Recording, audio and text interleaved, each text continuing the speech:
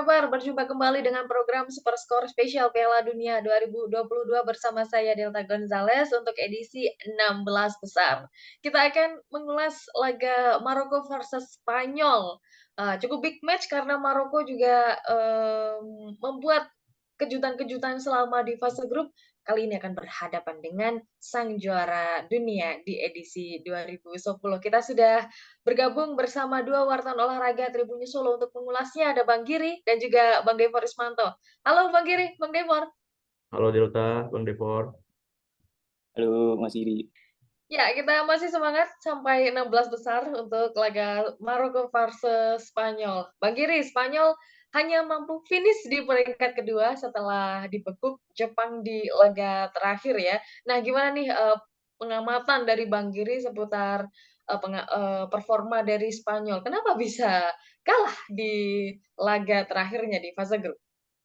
Ya, tetap ya Spanyol ya dengan Ya. pola permainan mereka yang possession yang kuat dengan Mm-mm. permainan yang cair, mendominasi setiap laga. Tapi ini menjadi catatan tersendiri bahwa eh, memang ada yang salah dengan lini serang Spanyol yang Mm-mm. mengandalkan false nine. Terbukti mengandalkan Alvaro Morata saja tidak cukup ditinjau dari pertandingan terakhir. Mereka mampu membukukan 83% ball possession, kemudian upaya tembakan ada 12 kali. Dan hebatnya lagi adalah 1058 pas sukses berbanding 220. Itu menandakan bahwa Spanyol sangat-sangat dominan. Tapi di sini daya berbicara soal turnamen, sebuah statistik penguasaan permainan tidak menjadi jaminan. Di sini berarti adalah lini serang, taji seorang lini serang menjadi sebuah kunci utama untuk memenangkan sebuah laga seperti itu. Nah, jadi juga menurut saya Luis Enrique tidak terlalu ambil pusing karena dia sudah termasuk sebagai pelatih yang cukup mumpuni pula untuk bisa mengotak-atik bagaimana nih Spanyol harus seperti apa untuk bisa melawan Maroko. Tapi Maroko juga tidak bisa dipandang sebelah mata kan ya. Jadi Bang Devor, kita tahu semua ya Maroko menjadi salah satu timnas yang mengejutkan di Piala Dunia 2022 ini sebagai tim wakil dari Afrika yang bisa menjadi juara grup. Nah, di sini Maroko menjadi juara grup di grup F ya, dan berhasil juga menghancurkan Belgia dan menjadi juara grup secara dramatis. Lolos ke 16 besar secara dramatis. Bagaimana kita tahu nangisnya Hakim Ziyech waktu itu? Gimana pengamatan dari Bang Dimor? Ya, Maroko ini sebenarnya di Piala Dunia kali ini dapat dibilang tampil dengan golden generation mereka ya, di Ya. mana seperti Ziyech, Yusuf N. Nesri, ada Sofyan Boufal, bahkan ada juga Achraf Hakimi yang bermain untuk Ya. PSG. Jadi, sebenarnya berhasilnya Maroko menjadi juara grup di babak penyisihan grup Piala Dunia itu bukan hal yang mengejutkan ya. Apalagi mereka berada satu grup dengan tim-tim yang dapat dikatakan mengandalkan pemain-pemain yang sudah uzur, Belgia dan juga Kroasia. Bahkan Belgia mampu mereka kalahkan dengan skor 2-0. Dan Walid Regragui ini pelatih yang mirip-mirip dengan Jose Mourinho ya. Dia tidak peduli dengan ball possession, dia tidak peduli dengan bermain cantik. Yang diinginkan dia adalah efektivitas, dan terbukti di babak penyisihan grup dia hanya menciptakan 41% penguasaan bola dan mampu menciptakan 16 shoot dan 8 diantaranya mengarah ke gawang. Jadi Walid Regragui dengan Maroko ini akan memberi ancaman yang berarti untuk Spanyol di laga nanti. Nah, meskipun disamakan dengan Jose Mourinho, tapi jangan meniru parking busnya Jose Mourinho kan ya. Walaupun juga Spanyol pasti nanti akan menyerang habis-habisan saat berjumpa di babak 16 besar.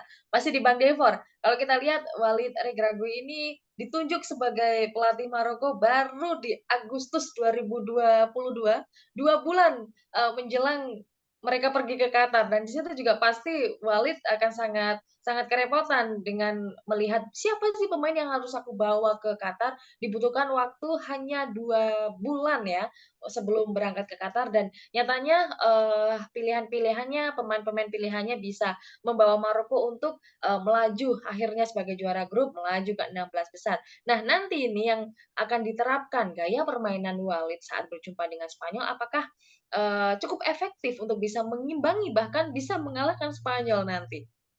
Walaupun Walid baru datangkan di bulan Agustus, namun pelatih yang saat ini sudah malang melintang ya di sepak bola Maroko, menangani klub lokal di sana. Bahkan dia juga mengatakan bahwa dia memantau para pemain Maroko yang bermain di liga-liga Eropa, dan terbukti di saat Hakim Ziyech yang crash ya dengan pelatih sebelumnya, dia yakinkan bahwa Hakim Ziyech harus berada di tim ini karena dia merupakan salah satu bintangnya. Dan Walid berhasil menarik kembali Hakim Ziyech yang sebelumnya menyatakan pensiun ya saat Piala Afrika karena tidak dibawa, dan di Piala Dunia kali ini dia mampu menjadi bintang ya, dengan catatan 1 assist dan 1 gol. Dan menghadapi Spanyol, apakah Mbak Delta dari ngomong Jose Mourinho parkir bus, yang pasti Walid Regragui juga akan parkir bus, tapi secara agresif, secara pressing, Maroko akan bermain lebih dengan memiliki daya juang, maupun secara transisi bertahan. Mereka akan mirip-mirip lah dengan Jepang yang juga memanfaatkan para pemain muda yang memiliki etos kerja tinggi. Ya, Ziyech memang sempat memutuskan untuk tidak lagi bermain dengan Maroko, tapi akhirnya setelah dibujuk mau dia dan berhasil membawa Maroko untuk lolos ke babak 16 besar. Akan menjadi nasib yang berbeda jika Toni Kroos mau kembali ke Jerman. Mungkin nasibnya Jerman akan berbeda nanti dan tidak pulang lebih cepat ya. Tapi malang juga ini nasib malang juga untuk Jerman di Piala Dunia 2022 ini. Oke, ke Bang Giri ya. Di sini meski Spanyol lolos sebagai runner up, nampaknya juga Luis Enrique cukup tidak puas dengan hasil akhir karena dikalahkan Jepang. Tapi di sisi lain kekalahan dari Jepang ini juga ada kabar kalau Spanyol itu rela mengalah dan tidak mengejar ketertinggalan dengan Jepang. Kala itu bayangkan saja Jepang 18% ball position, Spanyol mendominasi tapi tidak ada gol yang tercipta waktu itu. Spanyol menyerah 1-2 di Jepang, dan ini Spanyol tidak mengejar ketertinggalannya dari Jepang ini karena sengaja ingin ingin memulangkan Jerman lebih cepat. Seperti apa pendapatnya, Bang Giri? Cocok logi yang bagus sih sebenarnya. Unik ini kan ya. Tapi di dalam sebuah turnamen kayak ini kemenangan lah ya. Setiap tim pasti mengincar kemenangan, apalagi Luis Enrique sebelum pertandingan sudah berbicara bahwa dia ingin meraih kemenangan mutlak, finish sebagai juara grup, dan untuk terhindar dari Brasil. Dia sudah ngomong bahwa saya nggak mau kalau mau ketemu Brasil awal-awal, dan resikonya ketika pertandingan berakhir dengan imbang atau kekalahan, Spanyol akan runner up, dan itu kejadian. Tidak menutup kemungkinan bahwa Spanyol nantinya akan ketemu Brasil lebih dini. Tapi sebelum itu, entah mau juara grup ataupun runner up, kenyataannya Spanyol akan bertemu kemungkinannya di perempat final adalah Portugal. Nah ini saya pikir cocok logi tersebut tidak benar ya, bahwa sengaja untuk memulangkan Jerman, karena memang kenyataannya setiap tim menginginkan hasil yang terbaik. Begitu, Mbak Delta. Ya, oke. Cocok logi yang kurang benar, tapi ada cocok logi berikutnya. Jadi udah ketahuan nih Maroko juara grup F, lantas Spanyol sengaja menjadi runner up agar bisa ketemu dengan Maroko, dan di sini juga sedikit memandang sebelah mata Spanyol atas Maroko. Tapi semoga ini tidak benar karena setiap negara, setiap timnas yang gabung di Piala Dunia 2022 ini pasti menginginkan kemenangan dan pasti menginginkan rekor-rekor terbaik yang bisa dicetak untuk edisi kali ini. Nah, kalau kita ngomongin seputar kualitas pemain dan juga susunan pemain, Bang Devor, Maroko tentu pasti akan bertumpu pada Ziyech lagi saat melawan Spanyol, dan juga banyak pemain-pemain bintang lainnya. Akan seperti apa ini saat jumpa dengan Spanyol? Jangan-jangan langsung parkir bus, tapi semoga juga tidak ya, karena Maroko juga pasti akan lebih mengandalkan lini serangnya. Dua pelatih menariknya, Spanyol dan Maroko ini memiliki dua pelatih yang memiliki filosofi yang berbeda. Jika Luis Enrique dengan ball position, Regragui ini nampak tidak peduli dengan ball. Yang penting adalah kemenangan. Melihat Spanyol yang sekolektif itu yang menguasai pertandingan, dan melihat contoh Jepang yang berhasil mengalahkan18% penguasaan bola, nampaknya Walid akan bermain dalam tanda kutip anti football, itu menunggu bola di pertahanan mereka sendiri. Namun yang pasti transisi bertahan ke menyerang mereka akan lebih berbahaya daripada Spanyol.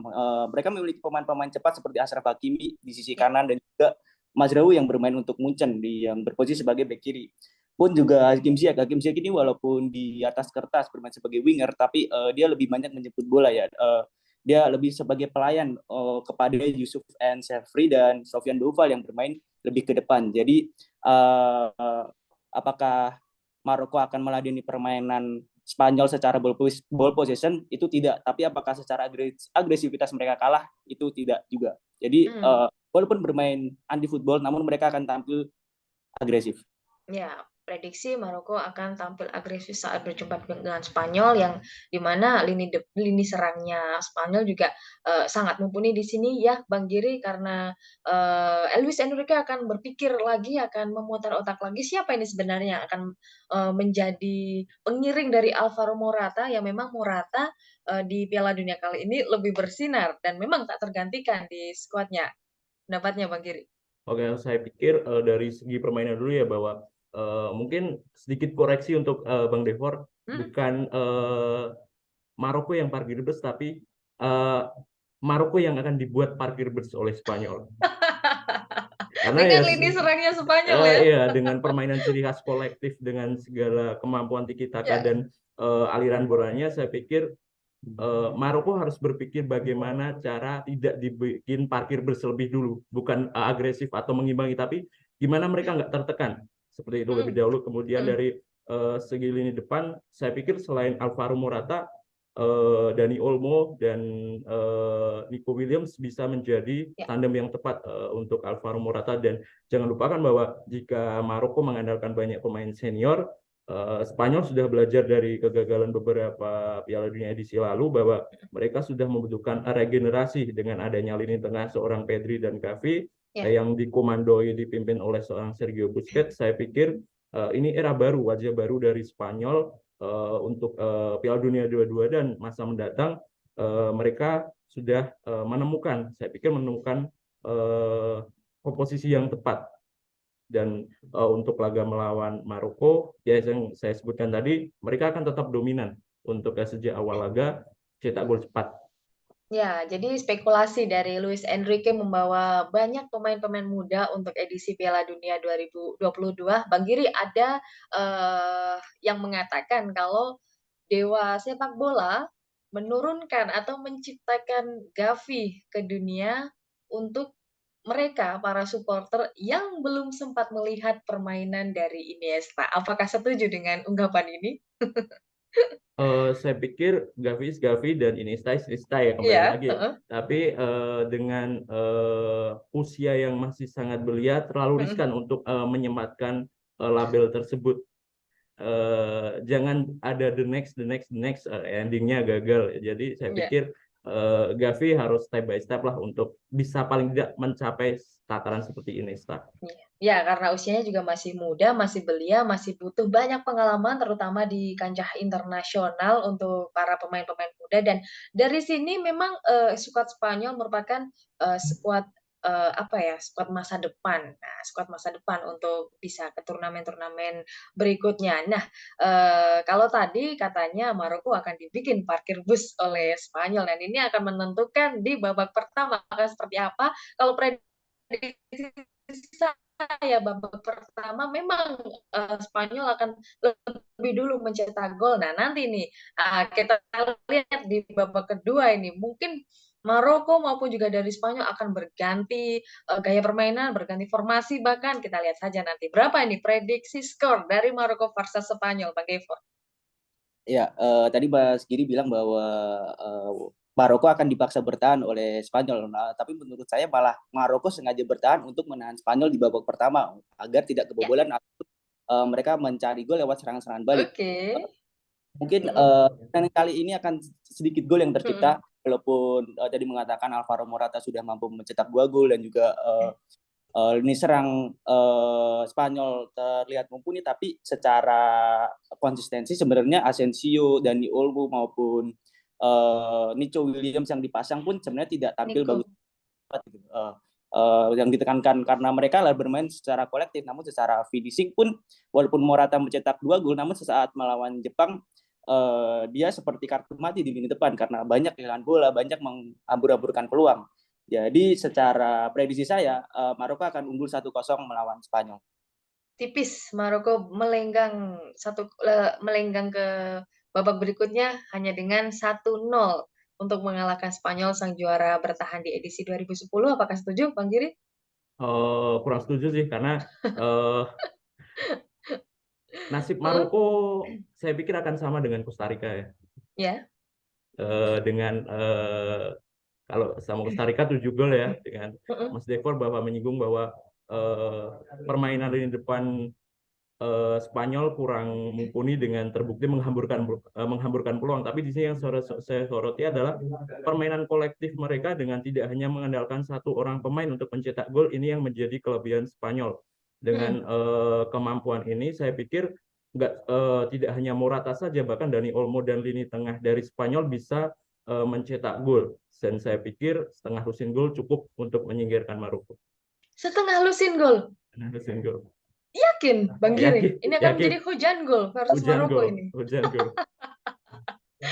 Ya, kayak spekulasi yang sangat besar sekali dari prediksi Bang Giri. Setengah lusin itu kelihatan sangat banyak banget. Kita sederhanakan 6 gol. Tanpa balas kah? Tanpa balas sih. Tanpa balas akan menjadi Meremehkan banget ya Maroko ya. Ya, kayak akan menjadi Costa Rica jilid kedua ini kan ya, dan juga Spanyol akan semakin ditakuti di babak-babak berikutnya, akan menjadi deja vu pembantaian ya. Oke, kita buktikan saja nanti bagaimana hasilnya laga Maroko versus Spanyol ini yang akan ditayangkan di Stadion Education City pada Selasa 6 Desember pukul 10 malam waktu Indonesia Barat. Terima kasih untuk Bang Devor, Bang Giri atas ulasannya. Sampai jumpa di ulasan berikutnya ya. Siapa? Ya, Tribuners jangan lewatkan program Super Score spesial Piala Dunia 2022 yang akan tayang di YouTube Tribunnews dan Facebook Tribunnews. Kami tayang setiap hari selama gelaran Piala Dunia. Kita kawal sampai final. Saya Delta Gonzales. Goodbye.